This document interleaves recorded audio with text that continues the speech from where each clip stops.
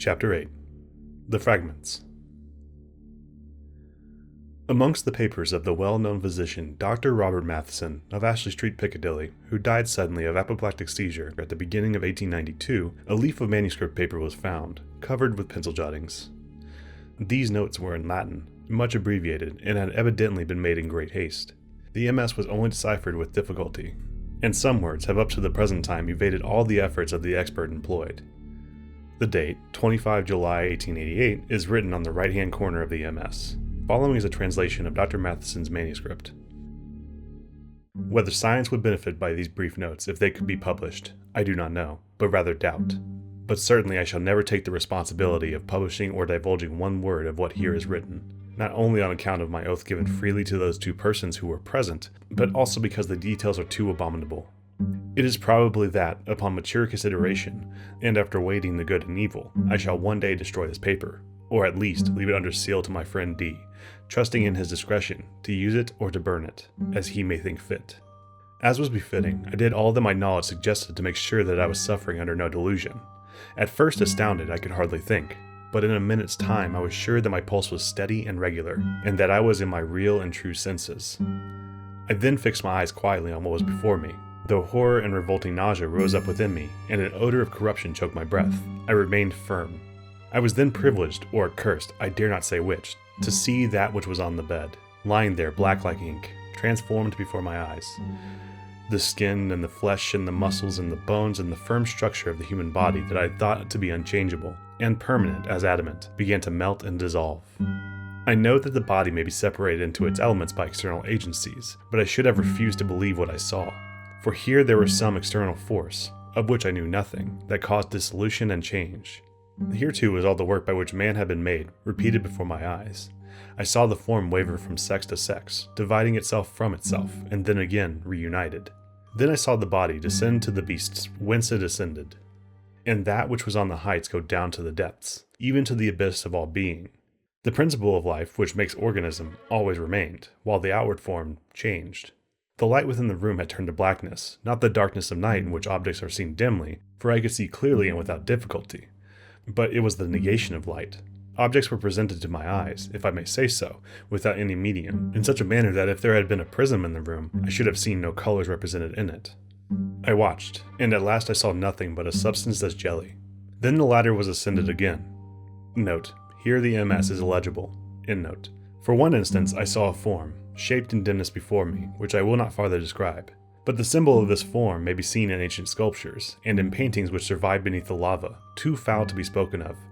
As a horrible and unspeakable shape, neither man nor beast, was changed into human form, there came finally death. I who saw all this, not without great horror and loathing of soul, here write my name, declaring all that I have set on this paper to be true. Signed, Robert Matheson, Medical Doctor.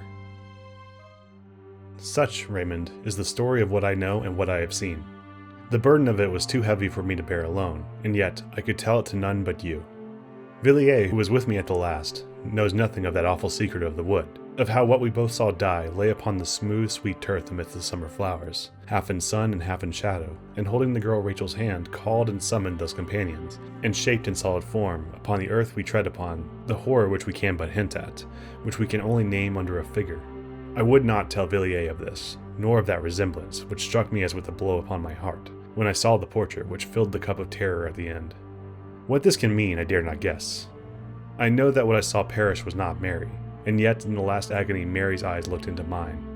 Whether there can be anyone who can show the last link in this chain of awful mystery, I do not know. But if there be anyone who can do this, you, Raymond, are the man.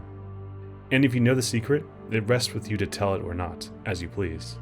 I am writing this letter to you immediately on my getting back to town. I have been in the country for the last few days. Perhaps you may be able to guess in which part.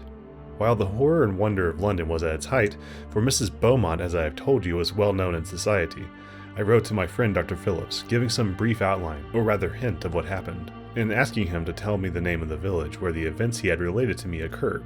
He gave me the name, as he said with the less hesitation, because Rachel's father and mother were dead, and the rest of the family had gone to a relative in the state of Washington 6 months before.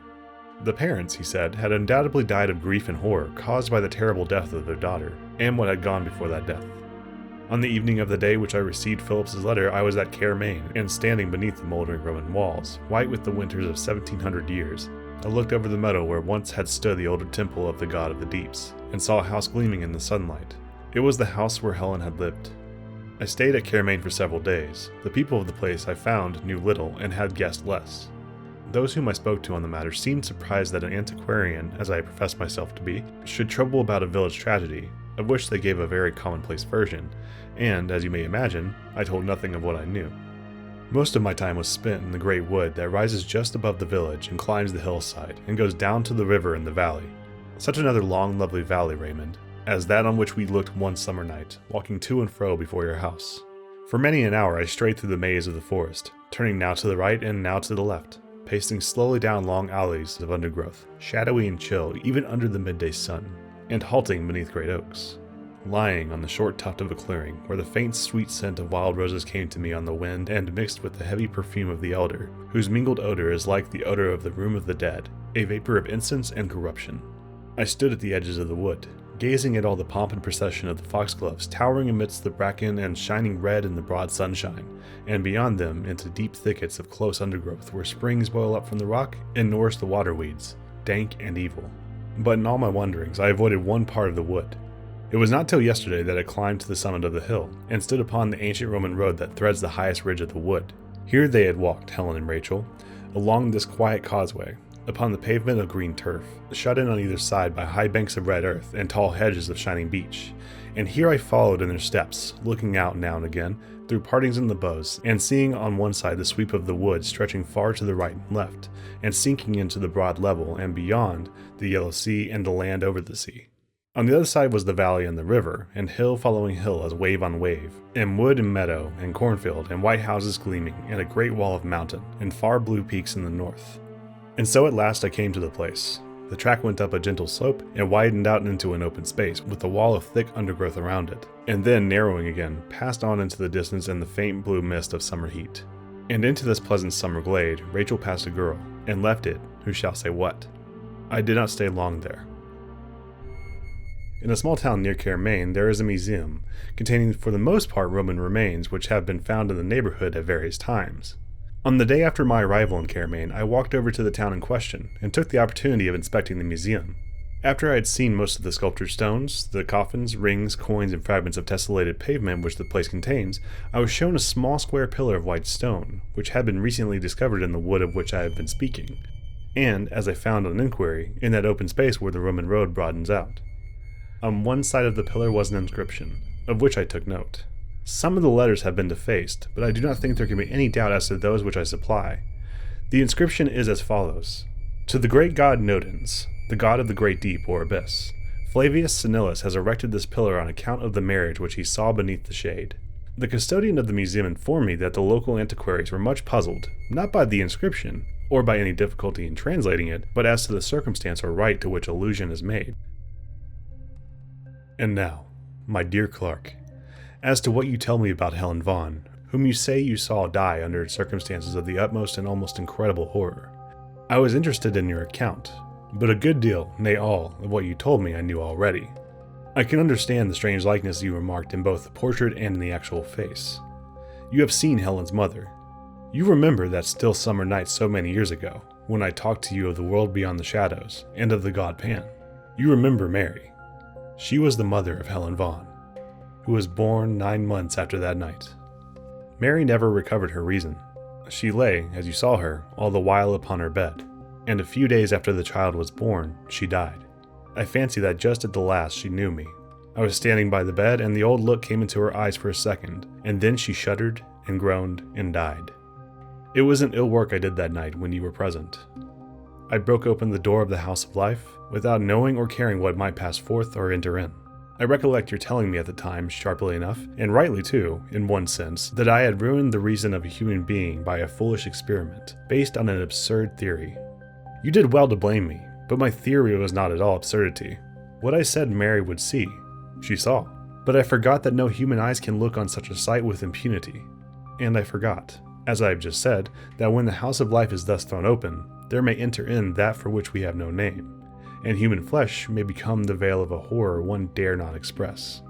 I played with energies which I did not understand. You have seen the ending of it. Helen V did well to bind the cord about her neck and die, though the death was horrible. The blackened face, the hideous form upon the bed, changing and melting before your eyes from woman to man to beast, and from beast to worse than beast. All the strange horror that you witness surprises me but little. What you say the doctor whom you sent for saw and shuddered at, I noticed a long time ago. I knew what I had done the moment the child was born, and when it was scarcely 5 years old, I surprised it, not once or twice, but several times with a playmate. You may guess of what kind. It was for me a constant, an incarnate horror, and after a few years I felt I could bear it no more, and I sent Helen V away. You know now what frightened the boy in the wood. The rest of the strange story, and all else you tell me, as discovered by your friend, I have contrived to learn from time to time, almost to the last chapter. And now, Helen is with her companions. The end. Thank you for listening. I hope you enjoyed the journey this story took us on as much as I did. If you have not already, please like this video if you liked it, and click the subscribe button to hear more stories. Until next time, safe travels!